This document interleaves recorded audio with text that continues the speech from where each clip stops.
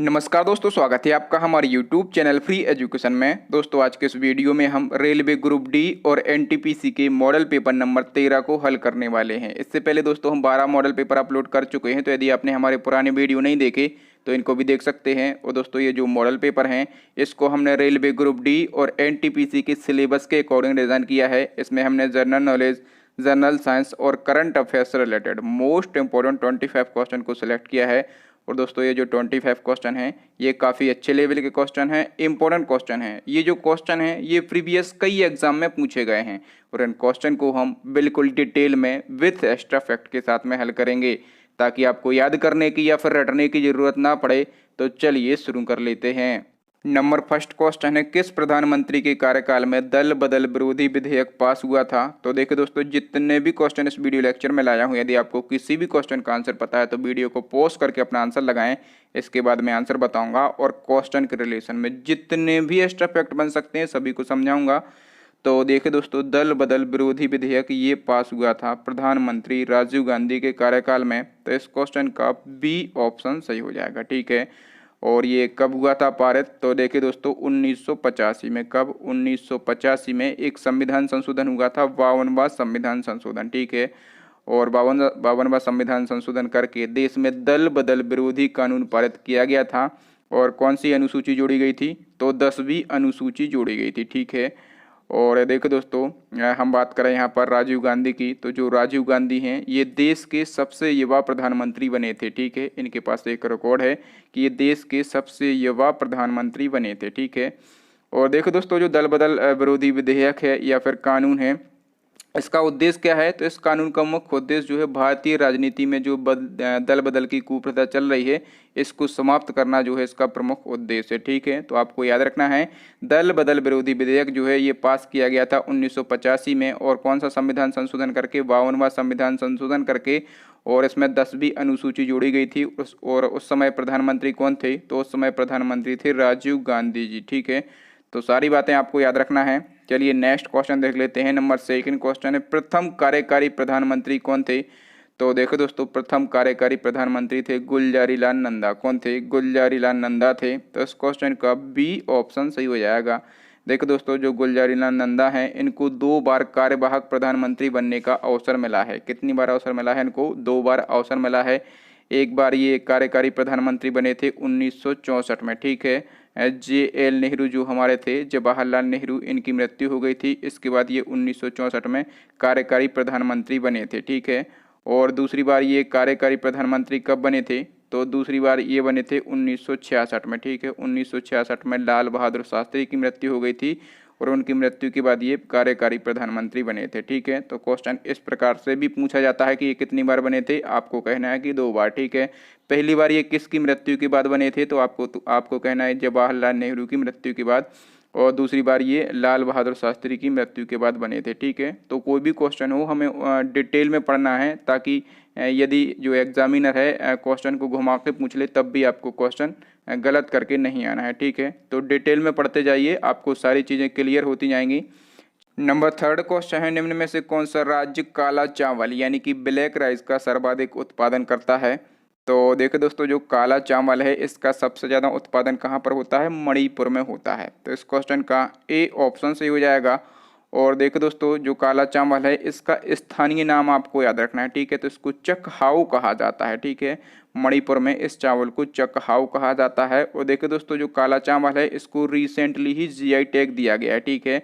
तो आपसे ये क्वेश्चन पूछा जाएगा कि हाल ही में किस प्रोडक्ट को GI टैग दिया गया या फिर कहाँ के प्रोडक्ट को GI टैग दिया गया? तो आपको कहना कि मणिपुर के प्रोडक्ट काला चावल को GI टैग दिया गया। इसको GI टैग कब दिया गया था?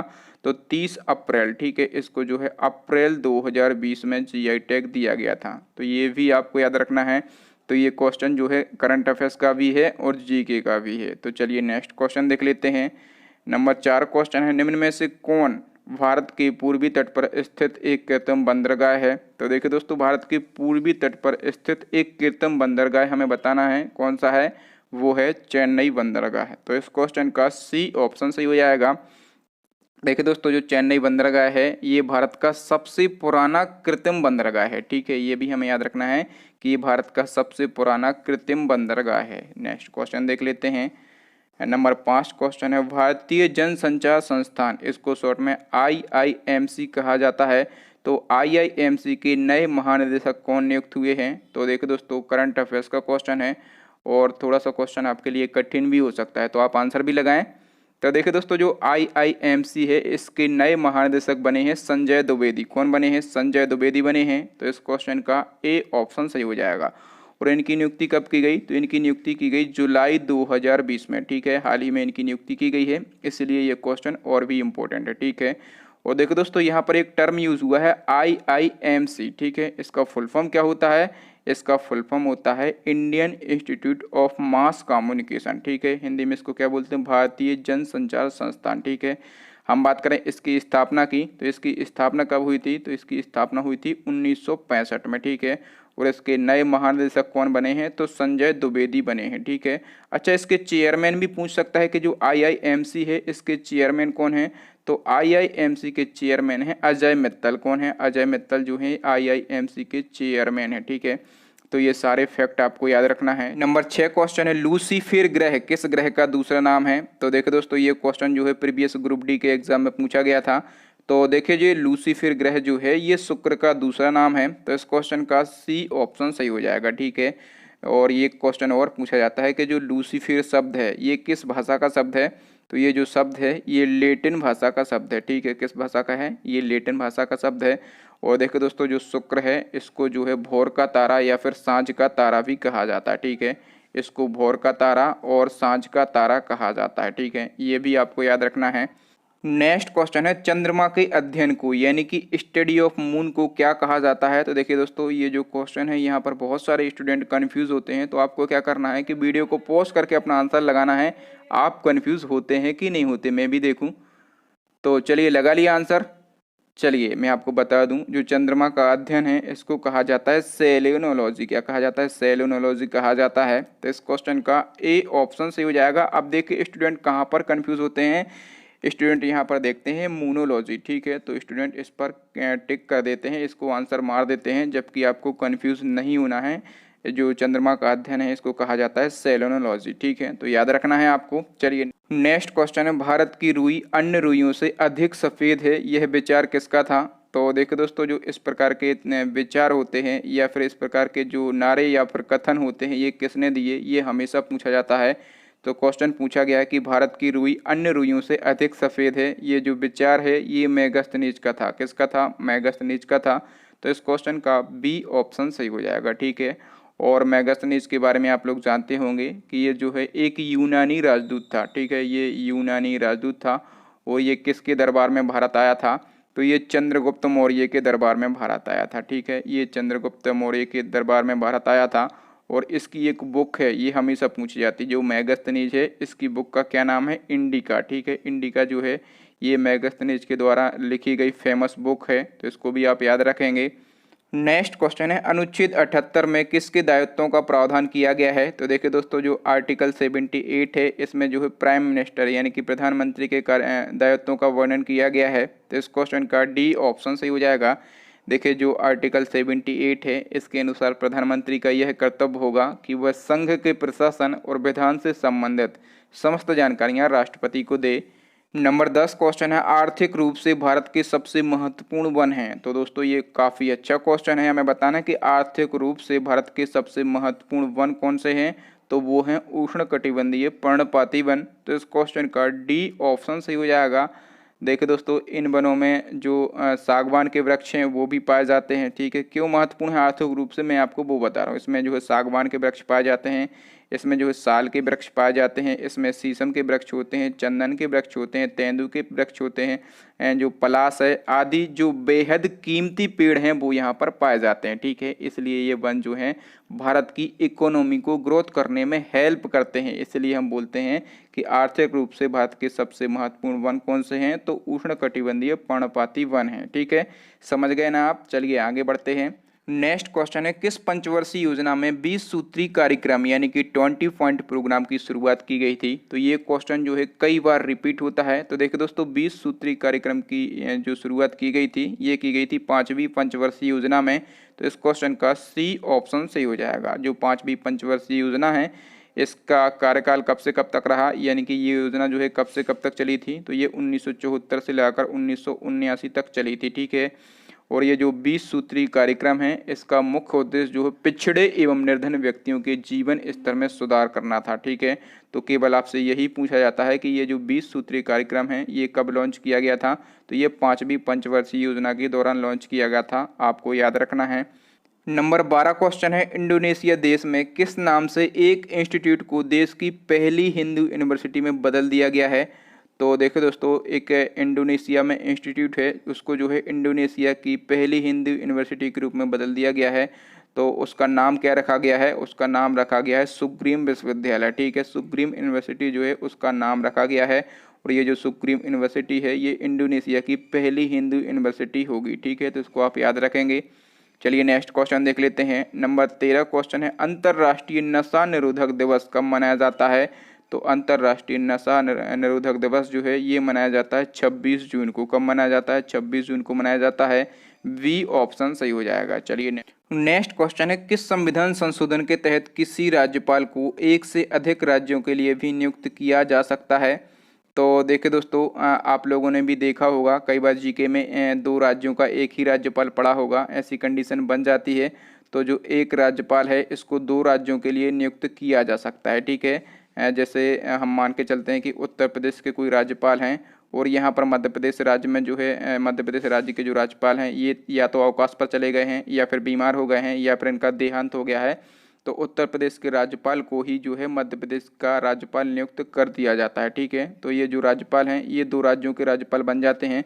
तो ये प्रावधान जो है किस संविधान संशोधन के तहत किया गया था, तो ये किया गया था 7वें संविधान संशोधन के द्वारा। तो इस क्वेश्चन का बी ऑप्शन सही हो जाएगा। ठीक है। और ये जो 7वां संविधान संशोधन है ये कब हुआ था, तो ये हुआ था 1956 में। ठीक है। और देखो दोस्तों, आपको यहाँ से एक और आर्टिकल याद रखना है या एक और अनुच्छेद याद रखना है, अनुच्छेद 153। ठीक है।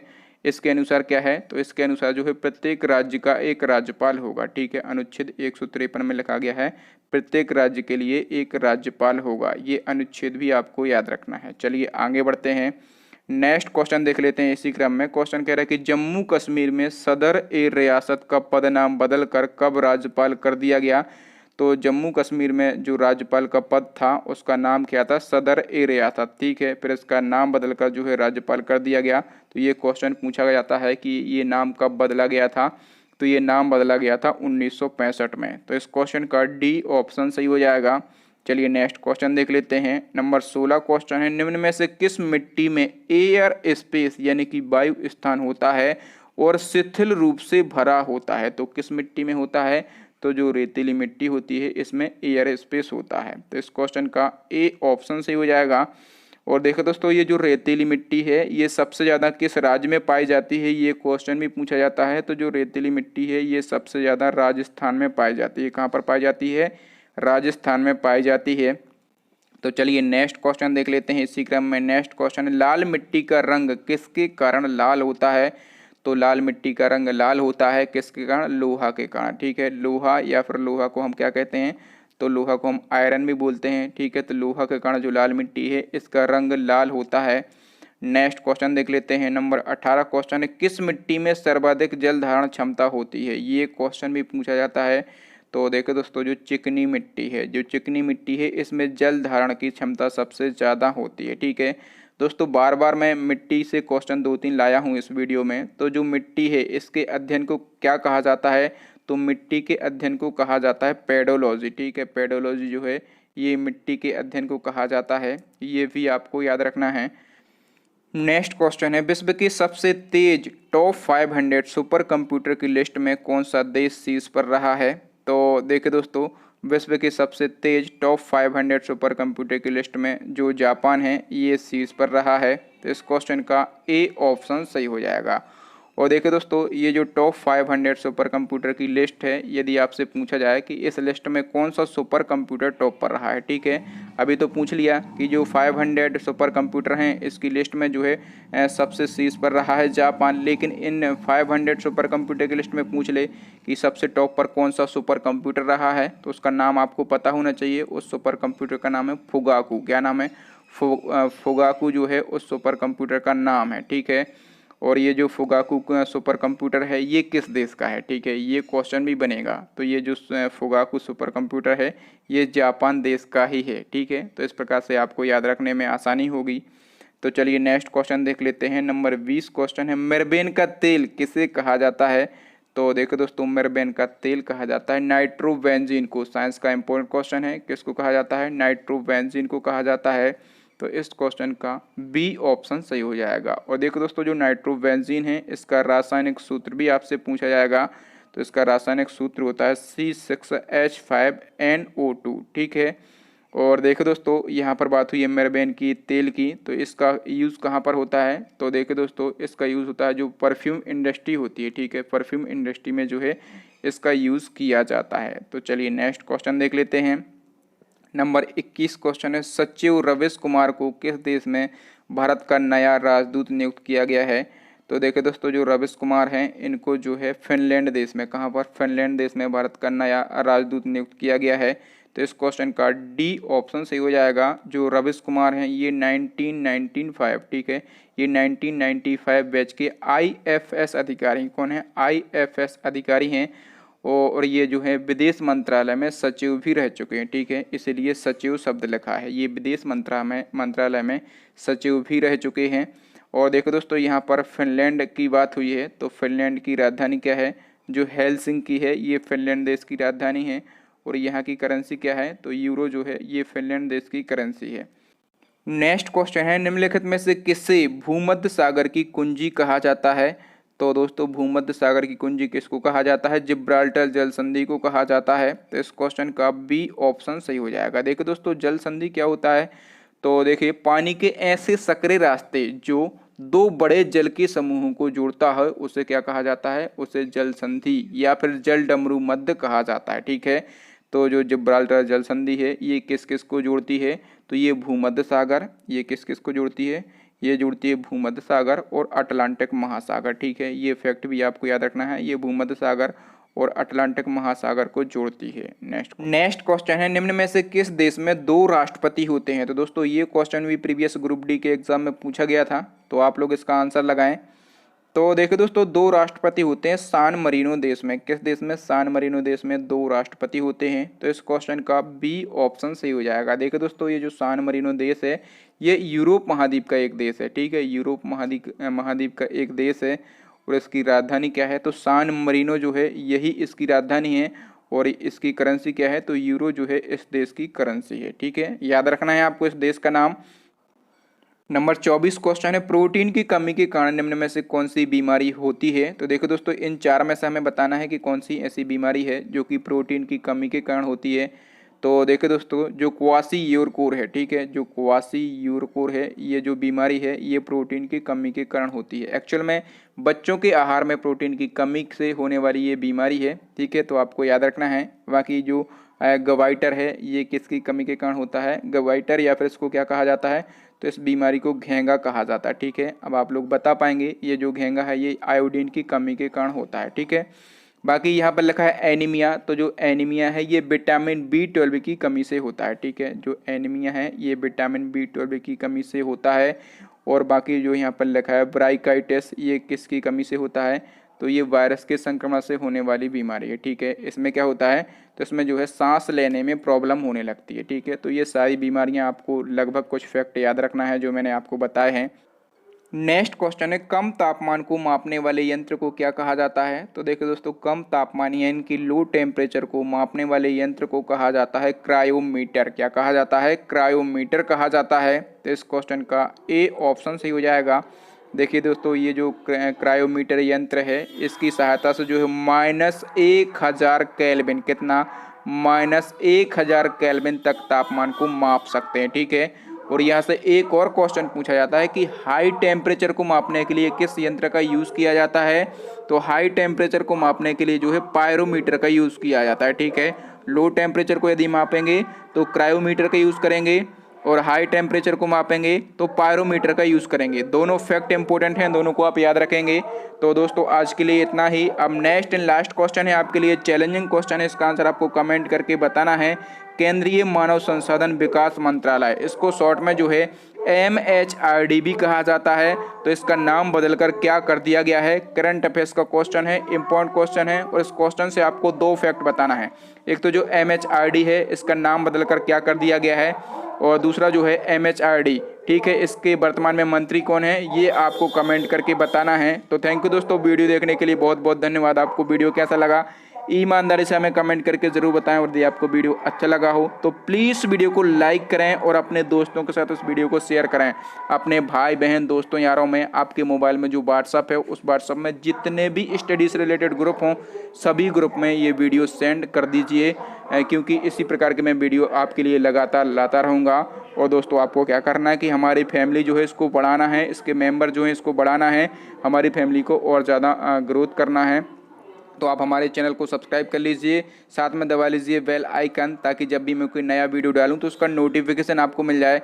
और दोस्तों क्या करना है आपको कि इसी प्रकार की यदि आप वीडियो देखना चाहें तो हमारी प्लेलिस्ट को विजिट जरूर करना, ठीक है। प्लेलिस्ट की लिंक आपको कहाँ पर मिल जाएगी, तो यहाँ पर आई बटन में मिल जाएगी, या फिर नीचे आपको डिस्क्रिप्शन में मिल जाएगी, या फिर अभी आपको स्क्रीन पर 3 महत्वपूर्ण वीडियो देख रहे होंगे, इनको देख लें। थैंक यू दोस्तों, मैं मिलता हूँ आपको किसी नए वीडियो में किसी नए टॉपिक के साथ। तब तक के लिए जय हिंद, जय भारत, वंदे मातरम।